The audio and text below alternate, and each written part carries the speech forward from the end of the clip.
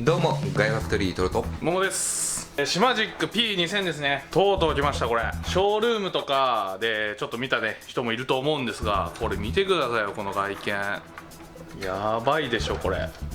めちゃめちゃかっこいいよね。重圧感がやばい。使われてるパーツもうほとんど金属製です。もうマジでプラスチックの部分が見当たらないっていうところと、車とかねバイク好きの人これ見てもらうと分かるんですけど、これ、ブレーキのこれサブタンクがついて、そこからこうねオイルラインがあって、ここにこれセンサー、これロードセルセンサーですよ。もちろん油圧ってことだよね。油圧です。しかもこの油の中身これドット4って言って車と同じなんです。い油やーたまんない。ビビった聞いた時、なんでドット4使っとるのみたいな。まんま一緒じゃん。そうなんですよ。そんなシマジックの、ペダルユニットなんですが、これは、オルガン式ですね。アクセル、ブレーキ、クラッチがついてるものではい、す。そうです。はい、でこれ僕らの方でも一回吊り下げにしちゃったんですよね。そしたらエアが噛むらしいので、カム基本的にメーカーとしては吊り下げしないでくださいっていうことでした。使用できるハードはですね USB ケーブル付属してまして、 USB でパソコンとつなげられる感じです。なんでコンシューマー機ですね、 PS4 とか XBOX には使えないとちょっというところなんで、もう完全にシミュレーター用品みたいな形なんですが、はい、まあてかもうこれね使う人はかなりもうマニアックな感じじゃないんですいやか。ハイエンドユーザー、まあハイエンドユーザーからしたらお安いんですよ、若干。でもこのクラスを選ぶ人ってかなりのマニアだったり、もう数年いろんな部品使ってきてたどり着いた人になるんじゃないかなと思う。なるほど、まあ、ちょっとね、詳細に説明していきましょう。でプラスチック全くついてないって言うんですけど、これ全部アルミなんですよ。これでここら辺の部品とかここの部品とか全部一本物無垢のアルミニウムから削り出して、もうこれ、まあ、僕らの知ってるすごい工業製品とかすごい詳しくてもう匠みたいな人がいるんですけど、その人がねめちゃめちゃ褒めてた。これに関してはこれをよくやったなこの価格でって言ってましたね。僕らも一回店に行ったんだよね、発売前に。そしたらとんでもない作りしてんなっていうのでビビってましたね。ペダルプレートなんかもこれも削り出しで、こういうところちょっと色変わってるじゃないですか。こうあえてこう塗装せずというか、これ全部立体なんですよ。これ模様じゃなくて、これすごいっすよ作り込み。今までで一番なんか実写のペダルっぽいっちゃペダルっぽいかも。あとは可動部ですね。可動部これ全部ベアリング入ってます。これボールベアリング、これねもう全てにおいて高級というか、もう尽くしに尽くしたペダルユニットじゃないかなってね思います。アクセルペダルにはこれダンパーです。こうアクセルがね結構しっとりしてる感じ、こうバネでねカチャカチャしない感じで、ここで硬さの調整できます。これ1はまあこう見ると分かると思うんですけど、こんな感じに動くんですけど、例えば一番強い6にしてみるとここまでする人いないと思うけど、でもそんなペダル見たことない。まあ、めっちゃ重くなるみたいなね。僕らが好みなのは1とか2で、1とか2だと別にバネと一緒なんと思うんですけど、こう戻りとかが若干遅くて、すごい本当にワイヤーがついてそのままスロットルボディに行って、スロットルボディって結構重いじゃないですか、戻りも、それの足のこのね離してもこうついてくる感、この足の裏にこれねめちゃめちゃ実写っぽいって、ショールームとかに置いてもねお客さんとかにもすごい好評で、ブレーキペダルは今さっき話したようにオイルラインバネでまあ硬さを調整するみたいな形です。でここにロードセルついてて、これは200キロのロードセルがついてる、モデルにしました。うちは100キロのロードセルもですね、デイリーさんの方で購入するときに、選択できるということですね。僕らこれ200にしたんですけど、僕らの使用用途だと100キロで十分でした。多分いらんと思う、それで7、8000円ぐらい変わっちゃうし、200キロで硬くするような人って、多分レーシングカーへ乗るような人たち、そうっすね、だと思います。クラッチは、ダンパーついてないんですが、こう踏んでいくとここでねガコンって降りるんですよ。これどっちかというと、まあ欧州車とか日本だと軽自動車みたいなものについてるクラッチの機構というか、マスターシリンダーとかね、そういうところの動きなんですけど、ここですごい柔らかくなって、まあ硬さが変わるっていう感じです。まあちょっとあれかな、角的な表現っていうのはあるっすよね。強化クラッチを多分再現しようとしたのかなって感じはする、まあ、これも車としてはリアルかなっていうところですね、はい。で、センサーは全部ロードセルです。スロットルも、まあ、ブレーキなんかもちろんじゃないですか。でクラッチもロードセル、もう全部ロードセル。マジでビビった。そう間違いじゃないですかって最初聞いたもん、間違ってませんみたいなね。全部ロードセルなので、全部ロードセルって多分ないですよね、はい。あとは硬さ調整ですね、ブレーキとクラッチがこれバネ、ついてるんですが、これセッティング用のバネですね。こうやって色とこうマッチ数とこれ硬さですねが違ったバネが付属してきます。なんで硬さ調整とか、ブレーキだったら2個ついてるんで、最初は柔らかくて最後は硬いみたいな、そういう調整もできるようにこうバネが付属しています。まあ、僕らのセッティングだと一番クラッチが一番柔らかいバネ、ブレーキが黄色赤みたいな感じのが今一番良かったんで、これね使ってます。あとペダル部分に穴がね、こういう穴が開いてるんです。こうロットを入れて例えば上下に調整できたりってするんですけど、これ調整して何が変わるかっていうと、まあ、テコの原理ですね。力点と支点とこう作用点になってて、作用点が近くなれば近くほどすごい軽くなります、なんでこっちの下の方が軽い、上の方が柔らかいみたいな感じですね、このペダルのストロークの。でブレーキには4箇所ついてますね。ブレーキも僕らちょっと一番柔らかいのにしてますけど、であとスロットルにもついてます。スロットルも4箇所ついてます。これも僕一番柔らかいものにしてます。このペダルプレートの裏、固定用の穴が全部で6箇所ですね。で2箇所で固定されてるんで、3段階のこれ高さ調整ができるんですよ。でさらにこの穴の位置っていうのがこの上下結構ずれてるんで、これを裏にねこう接続するともっと高くなったりもっと低くなったりとかも結構な高さ調整できます。あとはね、使い心地ちょっとやってみようかなと思うんですが、ちょっとこれオプションパーツも大量についてまして、このカーボンプレートとこのピールプレートもこれも一応オプションとはなってます。でこのフィールプレート、これなんか僕らがこれ言って開発したんじゃないですよね。そうこれね、レッド東京に設置してテストしてもらった時に、折戸学選手がなんでかかとを止めるとこないのっていう僕らは感じなかった部分ですよね。そしたら1ヶ月半ぐらいでメーカー作ってきたんです。そうなんですよ。すごいよね。これ僕らじゃないですよ、これ折戸学選手がいやできたっていう。そうなんですよ。カーボンプレートっつって、このベースのプレートから1枚ちょっと上にねこう上げて設置するものなんですが、こう配線とかここにこのユニットから USB で PC に接続するんですけど、スロットル、ブレーキ、クラッチはこの中に入ります。なんで配線がね、こういう配線があるんですが、このカーボンプレートがあることによって下にねこう配線隠せるんで、これすごい便利なんですよ。でまたちょっとオプションなんですが、これスロットルを、オルガンでね一番下からよく欧州車とかであるじゃないですか、 BM とかこんな感じで設定して、プレートロングプレートのオルガン式にもできるようになってますが、一応ヒールプレートと併用することがちょっとできないんで、ヒールプレートを外してこれをね、設置するか、ヒールプレートも4段階の前後調整できるんですけど、それを一番前にすれば、ロングプレートも設置が可能っていうことですね。最大2箇所ですね、上下のセッティングができます。かかと置く位置がだいぶ手前には来ちゃうけど、よく足首を寝かせて操作する人だったら多分違和感なくなるんですよ。オルガン式なんでね、どっちかというと GT3 とかレースカーとかのね商品だと思うんで、これもオプションなんですが、こういう風に設置してなんかブレーキタッチした時に多分ずれないようにするものなのかな。画像で検索すると結構こういうレースカー出てきます。じゃあ実際にこれでコックピットにねトラックレーサーにつけてちょっとこれ試してみますか。使い心地は一番大事ですよね。じゃあここでですね実際に数値化してみましょう。ここを押すとグーってね力が表示されるフォースゲージですね使って全てのペダルをちょっと押してみます。ペダルプレートの真ん中の部分ですね、ちょっと押してみます。そうですね、20ニュートンぐらいから始まって最後の方になると結構重たいですね、40ニュートン。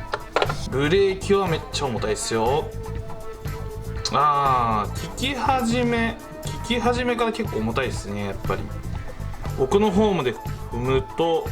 もう170ニュートンぐらい。クラッチペダルですね、最初は20ニュートン30ニュートンから入っていって、ガクッとなるところで80ニュートンぐらいですね。結構クラッチはストローク量あるんで、これねかなりね実車っぽいですね。シマジック P2000 はデイリーショップさんのサイトにアプリケーションありますので、そちらでダウンロードしてインストールすると、そうすると使えるようになります。で最初にキャリブレーションしていきます。ブレーキね、こんな感じで稼働します。キャリブレーションしていただいて、こんな感じですね。ここら辺は知ってるユーザーさん多いと思います。これが制御のアプリケーションになってるんですが、0地点の調整ですね。どこから認識させるかっていう、100% の地点ですね。でクラッチもブレーキもそうなんですが、例えば直線をこうやってねカーブさせる、ちょっと踏んだらもう 50% までいって 100% にかけてこうゆっくりじわじわいくと、いろんな特性あるんで、この特性を例えば自分でこういう風にですねスライダーを調整することもできます。ブレーキはですね、フォースレベルっていうのがありまして、例えば 50% の設定にすると半分の力で 100% 踏めるみたいな感じですね。これ 100% に戻すと実際にこう入力した数値がそのまま現れると。クラッチもそうですね。クラッチも、全てのペダル操作できるような制御アプリついてます。これでアセット交際認識させてちょっとやってみましょうか。じゃあとりあえずドリフトからいってみましょう。はい。スロットルいいって皆さん言ってますけど、やっぱり戻り方はいいっすよね。ダンパーがついてるこれでクラッチは、やっぱり奥側のこのガクンっていう感じがちょっと過度な表現だなっていう。使いづらい人はいるかもしれないけど、やりたいことはよくわかるっていう感じはするよね。そうっすね、なんか自動車の構造をシミュレーターにね持ち込んでみたいな、ブレーキはめちゃめちゃねこれ使いやすいんですよ。ちょっと行ってみましょうか。いやー煽れるよな。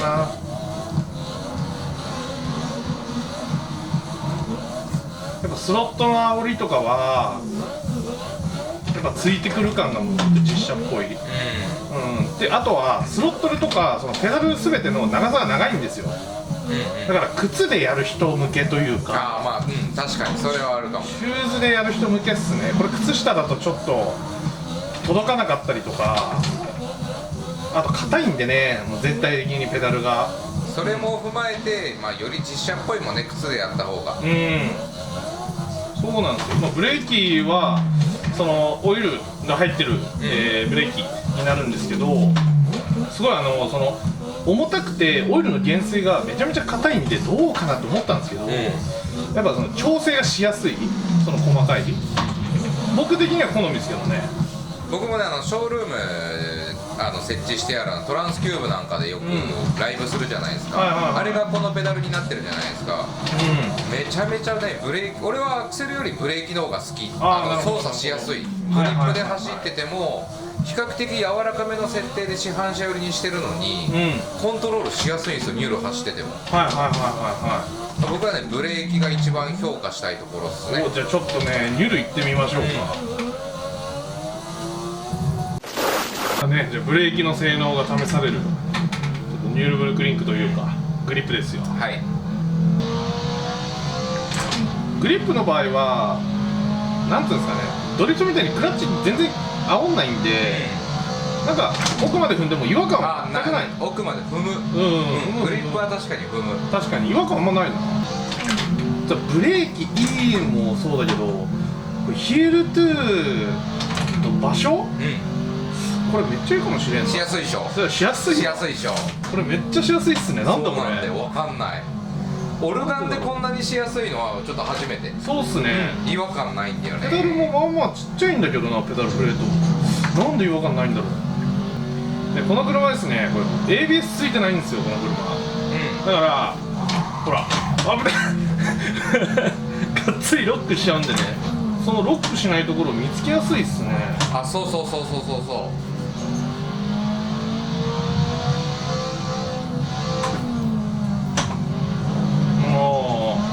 あとはあれかな、減水力、ブレーキの減水力がやっぱりその調整ができないんじゃないですか、そのスプリングでしか、そこがまあちょっと足りないというか、あってもいいかなと思ったんですね。でもそれ入れると、多分ね10万超えちゃうんです確実に10万超えちゃうんです。最高級か。そう減水が足りない分、優に10万切ってくれてるのはこのグレードでは頑張ってるし、オイルダンパーでカバーしてきてるじゃないですか、コントロールしやすさを。そこはねすごい頑張ってるかな。もともとシマジックってほら安くていいものって定評が世界中で結構あるって聞くんで、そこはしっかり抑えてきてるのかなって思いましたね。なるほどなるほど。ロックさせないところ操作しやすくないですか？足の力抜ける、このペダルって大体足の力抜けなくてガッてこうで、そう思いっきり踏んじゃうよね。そう踏んじゃうけど抜けんなこれ。聞こえるかなこの音。シコシコ聞こえるかなこれ。このシコシコってね、こうドット4が中で流れてる音なんだけどそれがめちゃめちゃこれ実写っぽいんですよ。いやでもこれはオイルダンパーでしか表現できないんですよ、完全に。このシコシコっていうのと、あとその音も出てるってことはこう振動じゃないんですけど、若干ビリビリビリじゃないけど、こうシュシュシュっていう足の裏の感覚、これちょっと伝えづらいですけどね。これぜひね、これショールームに置いてますもんね。そう置いてる。3台ぐらい設置してるんで、ぜひ来れる人は体験してほしいかな。結構ね好きになる人いるんじゃないかなと思うし、D1 とフォーミュラドリフトジャパンに出てるそば切り光大さん、あの方実は競技車両あるじゃないですか、あれオルガンペダルなんですよ。で P2000 この前設置してセットアップしたじゃないですか。めっちゃペダル近かったよね、セットアップした時。いやもうバンマっすって言ってましたね。そうまんまでも操作感もまんまですみたいな。そうね。やっぱりそういうなんていうんですか、その競技用の、やっぱりこういうペダルセットって島軸だと多分触ってるじゃないですか、多分それに近い設定になってるんじゃないのかな。かもしれないですね。いやロックしないギリギリ狙えるもん。狙える。普通これ思いっきり踏んで8割までしかいかないように設定したり、もっとバネカッチカチにしてロードセルも200キロにして硬く設定するじゃないですか、急進クとかみたいに。オプションですけど、これヒールプレートもこれ確かになくちゃダメですわ。僕ずっとだってこれ着地してるもん。そうずれてくるね、力入れる時。これは織田さんに確かに言われるわこれなんでないのみたいなね。靴を履いてやるのが当たり前になってくると思うし、ショールームはもちろん靴で踏めるから。そうですね。靴で踏んだ時のこの実写らしさ、より実写に近づいてきた感を体験してほしいですね。いやーめちゃめちゃこれいいんで本当に体験してください。シマジック P2000 でプレイですね、あとアプリケーションとかいろいろ設定とかやってみました。どちらかというとこうハンコンの次にペダルがやっぱりこうねメカニカルで、なんていうんですか、設備としてはこう高いイメージというか。そうですね。ドリフトユーザーは絶対ハンコンが先だけど、そうですよね。ペダルって1秒2秒ペダルだけで同じ走り方して変わるっていうじゃないですか、皆さん。言ってるっすね。どっちかって言ったら楽しさを味わわせてくるペダルっていう感じかも。確かにめっちゃ楽しい。これだけでも全然違う。なんでミドルの中ではちょっと高い方のミドルに入るとは思うんですけど、なるほど。速さより楽しさを味わわせてくれるっていう意味ではいいかも。でも織戸さんもこれ200キロで使ってるんですよ。織戸さん自体めっちゃいいレビューだったじゃないですか。めっちゃいいじゃんみたいな。何これ、そうちょっとすぐ買いたいんだけどっていうぐらいだったんですけど、そうなんですよね。オルガンの中では一番好みですね。オイルダンパー使ってるのが今んとここれしかないんで、僕ら触ってる中ではぜひね、これ実際これ、うちがレビューしてる、どういう触り心地とかっていうのもあるんですけど、ガヤショールームね、今はもうねレビュー簡単にしてあと触りに来てくれと、そうなんです。それが一番早いんでぜひ触りに来てください。でもちろんですね、シマジックはデイリーショップということで、デイリー .io 公式オンラインショップで購入することができます。ロードセルの、センサーの圧力も選択できたり、オプションパーツも、ここについてるヒールプレートとカーボンプレートとかあるんで、随時、値段とかも変わってくると思うんで、デイリーショップさんの、サイトの方ですね、商品ページの方を動画概要欄に記載しておりますので、ぜひねご参照ください。それでは次回の動画でお会いしましょう。ガヤファクトリーでした。バイ。